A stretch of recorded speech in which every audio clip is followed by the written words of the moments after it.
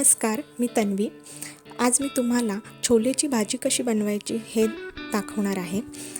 तसे सगळेच जण बनवतात, पण झणझणीत अशी थोडीशी वेगळ्या स्टाईलनी, माझ्या स्टाईलनी कशी बनवायची हे पाहूया. मी इथे सगळं बारीक चिरून घेतलेलं आहे. पेस्ट देखील करून घेऊ शकता, पण त्याची टेस्ट वेगळी असते. त्याच्यामुळे सगळं बारीक कापून घ्यायचं, कांदा, टमॅटो आणि फक्त लसूण मी काय केला तो अख्खा ठेवलेला आहे. अख्खा म्हणजे त्याची साल नाही काढलेली आहे, त्याची पण टेस्ट वेगळी असते. त्याच्यामुळे मी तसं घेतलेलं आहे. सगळ्यात आधी तर मी काबुली चणे रात्री भिजत घातले होते. त्यानंतर मी ते आज शिजवले. त्याच्यामध्ये थोडंसं हळद टाकलेली शिजताना, मीठ आणि हळद.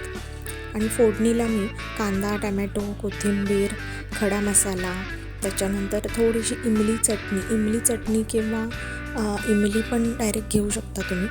आणि ते सगळं फ्राय केला तेलामध्ये, छान मसाला शिजवून घेतला पाणी टाकून.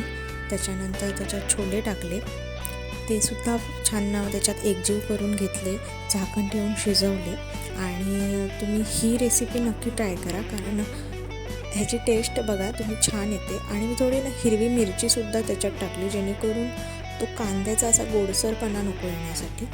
आणि मसाला आपण आता हिरवी मिरची टाकलेली असेल तर मसाला आपण टाकताना थोडंसं अंदाजे टाकायचं आहे. मीठसुद्धा शिजताना टाकलेलं आहे, त्याच्यामुळे फोडणीला मीठ तुमच्याप्रमाणे जरा नंतर चाखून पाहून टाकलं तरी हरकत नाही. तर ही रेसिपी तुम्ही ट्राय करा छोलेची.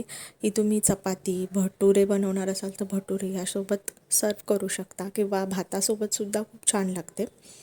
तर नक्की ट्राय करा.